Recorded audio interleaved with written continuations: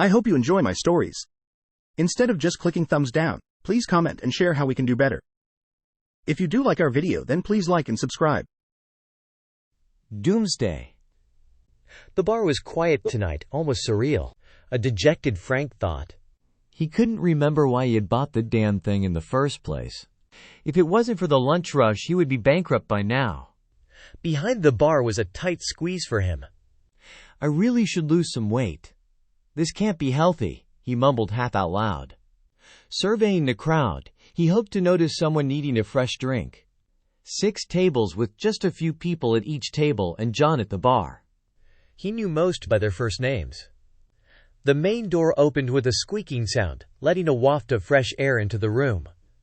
2 younger men struggled with the heavy door, finally managing to gain entry to the bar. He noticed that one was dressed rather sharply, very nice suit, the other a t-shirt and jeans. "Welcome to Clancy's. What can I get ya?" Frank asked as the 2 made their way towards a corner table. My brother here will have a beer and bring me a rye and soda, Donnie said, obviously in a good mood. As they made themselves comfortable at the table, Ronnie was having trouble containing his excitement. His news couldn't wait. He fidgeted and squirmed in the chair. He kept looking at his brother expectantly, trying to get his attention. "Donnie, have you heard the news?" He blurted out.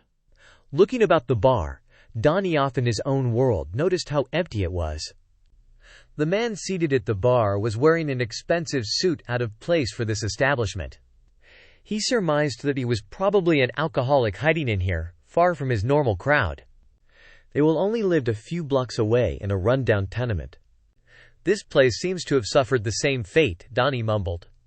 Distracted from his own thoughts, he had barely heard his brother. It wasn't unusual for him to ignore his brother's outbursts.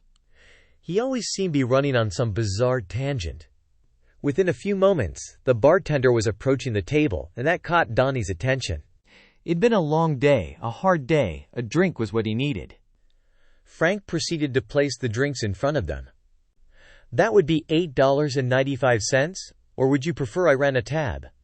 Donnie looked up, still mostly lost in his own thoughts, and said, "A tab will be just fine." Unsatisfied by the delay, Ronnie started again, this time louder. Donnie, the world is going to end real soon. I watched the reports on TV and also I went on the internet. There was tons of information. Internet is great. I can't believe how much stuff is out there. It's all been confirmed. The world is going to end, he stated with authority. Annoyed by his brother interrupting his thoughts, he straightened up in his chair and downed his drink. Settle down. What the hell are you on about now? Donnie asked, feigning interest. Ronnie, unperturbed by his brother's reaction, smiled and squirmed excitedly in his chair. "It's the Townends. They have a calendar that predicts the end of the then end of something. I'm not really sure how it works or how they know or knew. But their calendar ends. When that happens, that's it. We're done for," he said in a sing-song voice, and took the opportunity to taste his beer. "Are you talking about the long count calendar?" Donnie asked. Shaking his head from left to right, he stated, "I don't think they call it that because it's the Tannan calendar." Ronnie tried to put his feet up on the chair opposite of him, but failed to judge the distance correctly and succeeded only in banging the table, almost spilling his beer. Donnie gave him that look which Ronnie promptly ignored. "Okay, Ronnie, I'll try again. The calendar that you are referring to is called the long count calendar." Yes, it is one of the Townend calendars.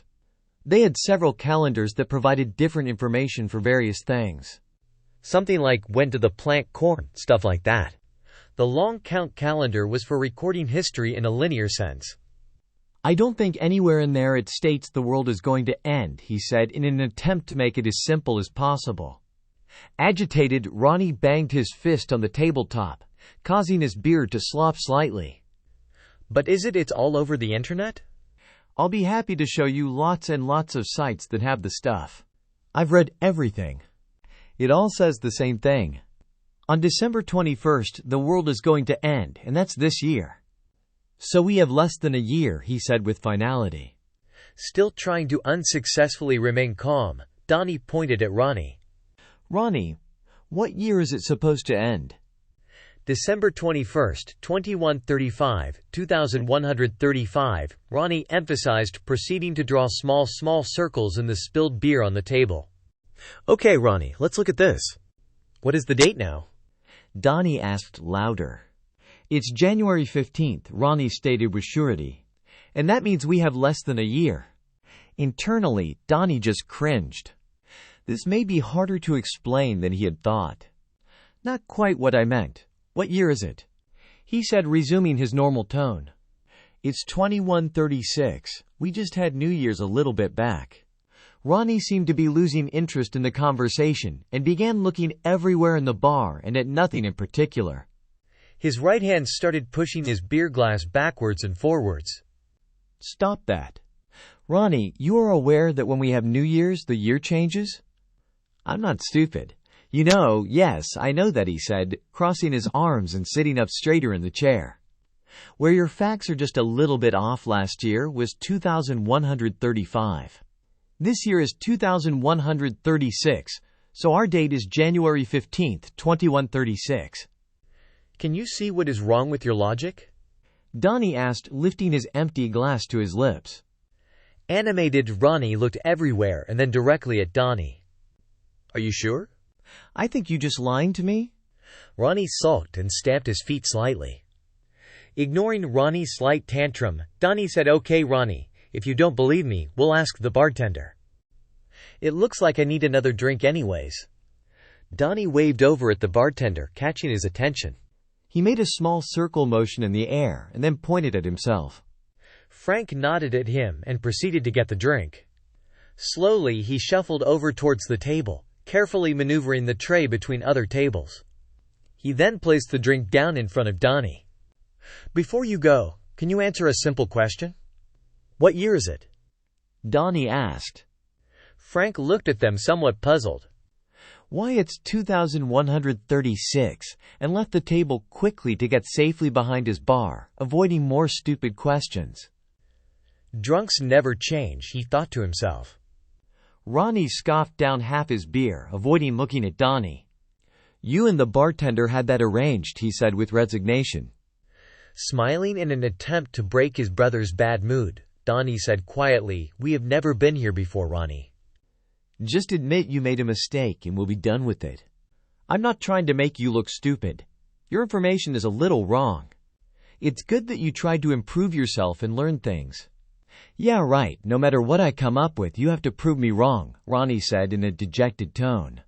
That's what big brothers are for, Ronnie. Now enjoy your beer. John listened intently to the conversation between the brothers and filed the information away. Something has to be done about this place, he thought, and an evil idea crossed his mind. Ben Dole is on the case. It's been 6 weeks. Why haven't you located him yet? Ben Dole shouted at the view screen in front of him. The calm look on Yazid's face did not change. He carefully studied Ben Dole's mannerisms and lack of composure. Another mindless bureaucrat, he thought. Yazid, a tall, thin man, pondered his response. Quietly, he said, the leads are evaporating faster than we're getting them. The first planet we investigated had a beacon transmitting his ship's frequency. My techs a few months ago would not even thought it was possible. They are currently analyzing the device. So far, they can't tell where it came from or how to program it to duplicate a ship's signature. Obviously, it goes without saying, Trolandet was not on that planet or in any reasonable proximity to it. That's not good enough. I want results, and I want them now. Ben Dole said, completely agitated now. We are following every lead we have. I'm not prepared to say much more to you until you calm down and realize that this situation is unique. We will find him. It is just going to take some time. I didn't want to do this, but now I have to. Tomorrow, a ship is going to dock with you, and you will be taken on a contingent of the secular warriors. They will continue to travel on your ship while you search for Trolandet. Ben Dole stated, attempting to assert his authority over the situation. You want to put those defective mutants on my ship? They're only good for battle because you consider them to be expendable. They're genetically modified to be extremely aggressive, and you want them on my ship? The answer is no. Perhaps you think that you have some kind of influence over this matter. This comes from Hetioit directly, and you're going to comply. Then get someone else for the job. I will not be dictated to by you or anyone else. As far as I can tell, I'm doing you both a favor by looking into this matter. Yazit stated through his thin lips. That's not the way this works.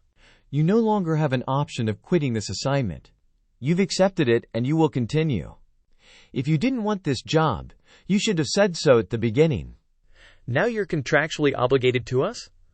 If you try to quit, I'll make sure you're charged with treason. Do you really think you can get away with that? Treason? This is a contract dispute at best. Not any longer, because this assignment has been placed under the Official Secrets Act that was just ratified yesterday. Failure to comply will result in your demise. Bendel stated calmly, not wanting to give away his bluff. Yazit merely shrugged.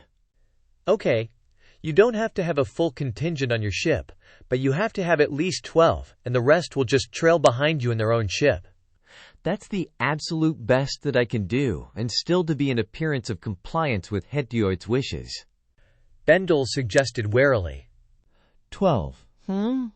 Okay, but if they get in my way or hinder me in any way, I'll toss them out the nearest airlock.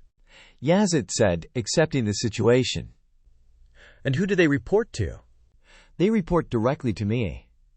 Bendel said happily.